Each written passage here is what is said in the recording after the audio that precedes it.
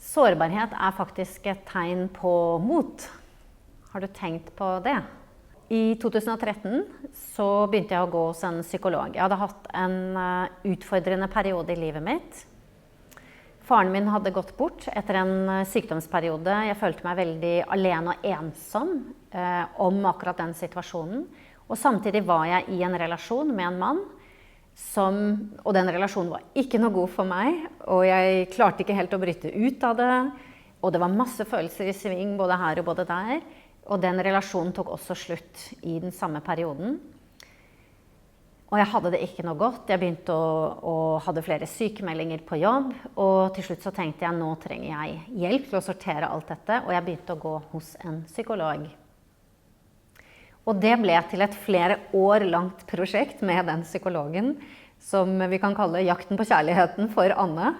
Fordi jeg hadde en sånn dypt, inderlig ønske om å skape en god kjærlighetsrelasjon i livet mitt. Jeg ønsket å treffe noen som jeg følte meg hjemme sammen med, og trygg, og hvor jeg kjente at yes, dette den personen jeg har lyst til å være med for resten av livet. Og det var ikke en opplevelse jeg hadde hatt hittil da i livet mitt. Så vi snakket masse om dette, og psykologen og jeg, og det var inn og ut av noen relasjoner i denne perioden. Og så husker jeg, i en time vi var i, så han på meg, og så sa han, Anne, hvis du virkelig vil ha en god kjærlighetsrelasjon i livet ditt, så må du tåle også å føle noen vonde følelser noen ganger. Og da så jeg tilbake på han, og så sa jeg, nei takk. Det vil jeg ikke ha. Jeg vil bare ha de gode følelsene, jeg vil ikke ha noen av de dårlige følelsene. Så Brené Brown, kanskje kjenner du til henne, hun en amerikansk professor og foredragsholder og forfatter, og hun spesielt kjent for forskningen sin på sårbarhet. Og hun mener at sårbarhet faktisk vårt aller viktigste måleparameter for mot. Så la oss snakke om det et øyeblikk, fordi jeg i hvert fall pleide jo å tenke motsatt. Jeg pleide å tenke at sårbarhet, hvis jeg viser sårbarhet, så viser jeg jo at jeg svak, og det vil jeg ikke vise. Så jeg prøvde å være hard og tøff og vise meg som sterk på den måten. Og så hadde jeg jo fullstendig misforstått hva det som faktisk viser styrke, og hva det som viser mot.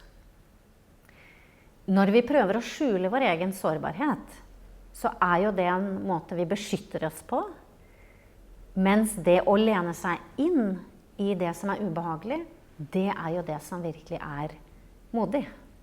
Og la oss snakke om det med relasjoner et øyeblikk, fordi forbindelse til andre, opplevelsen av å være forbundet til andre, kjærlighet på ulike måter, det jo derfor vi her, det ikke det? Det jo det som gir mening og dybde til livet. Så det veldig, veldig viktig for oss. Og samtidig så det jo sånn at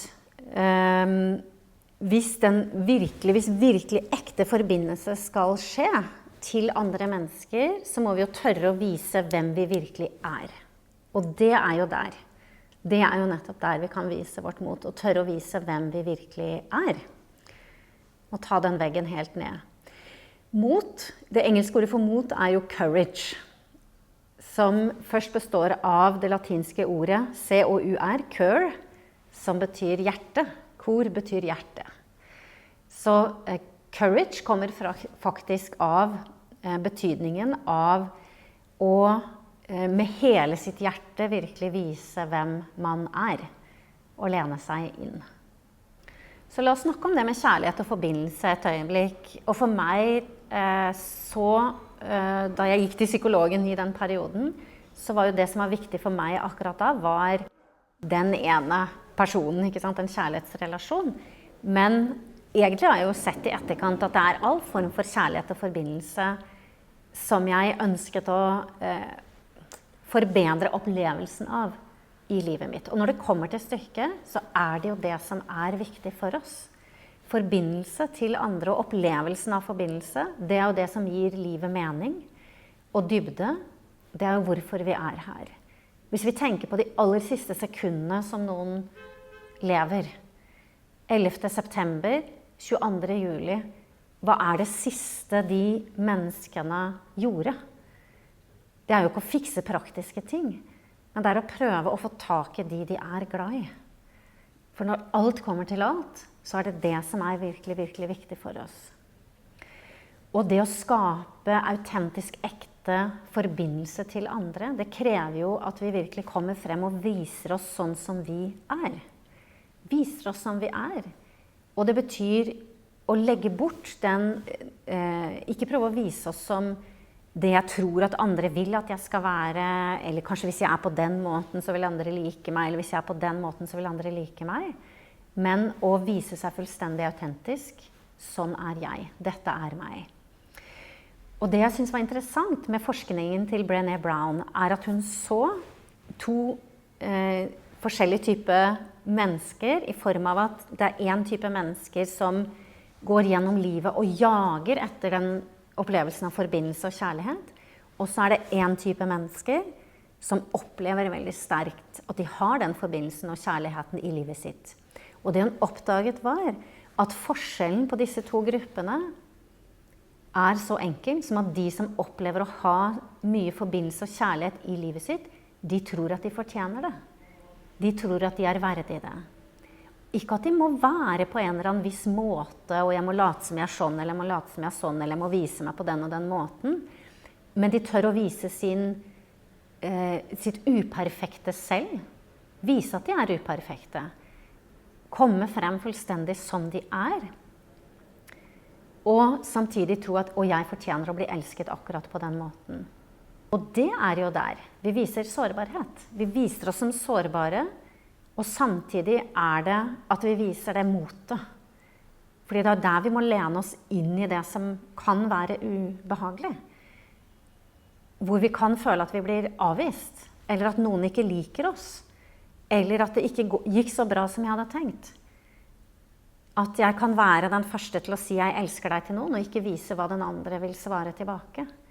At jeg kan gå fullstendig helhjertet inn i et prosjekt uten å ha noe garanti for at det kommer til å gå bra.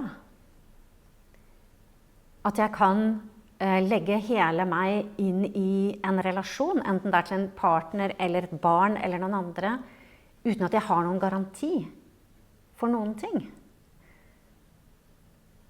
At jeg kan legge hele meg og investere masse inn i en relasjon som kanskje blir til noe mer, kanskje ikke. Og be om hjelp i en sårbar situasjon. Har du noen erfaringer fra ditt liv med å vise sårbarhet, og hva det har gjort for deg? Og kanskje vil du være modig og dele med oss i chatten under her? Gjør gjerne det. Så hva det krever da? At vi skal virkelig komme frem som de vi Så tilbake til historien min, hvor jeg mente at nei, jeg vil bare oppleve de gode følelsene. Jeg vil ikke oppleve de dårlige følelsene. Jeg vil aldri føle meg avvist, jeg vil aldri føle meg skuffet. Jeg vil bare føle meg glad og elsket og lykkelig. Og så ler jeg jo selvfølgelig av det i dag. Men, ikke sant, når vi snakker om det, så selvfølgelig kan vi ikke ha det på den måten, men ofte så går vi gjennom livet og tror allikevel det. Vi tror at vi kan velge de gode følelsene og ikke det dårlige. Og det vi gjerne gjør at vi bedøver oss selv. Jeg pleide å gjøre det masse, og vi gjør det veldig mye i samfunnet vårt. Vi bedøver oss selv med mat, med sukker, kaffe, alkohol, shopping, Netflix og andre ting. Og så har vi kanskje en sånn idé om at jeg kan bedøve alle de vonde følelsene, og samtidig ha den fantastiske opplevelsen av livet. Og det fungerer ikke på den måten. Vi må faktisk tåle å føle hele spektret, hvis vi vil føle.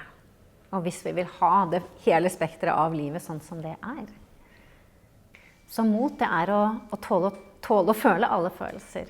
Det å komme frem fullstendig som den du og akseptere at noen vil like deg, noen vil ikke like deg, men du vet dypest sett at du fortjener å være elsket, akkurat sånn som du Og det mot og sårbarhet på samme tid. Hvis du har lyst til å lære enda mer om akkurat dette temaet, så har jeg enda en veldig relevant video for deg her om hvordan finne trygghet i urolige tider. Husk å like videoen, abonnere på kanalen, fordi da får du varsler når det kommer nye videoer. Vi ses i neste video.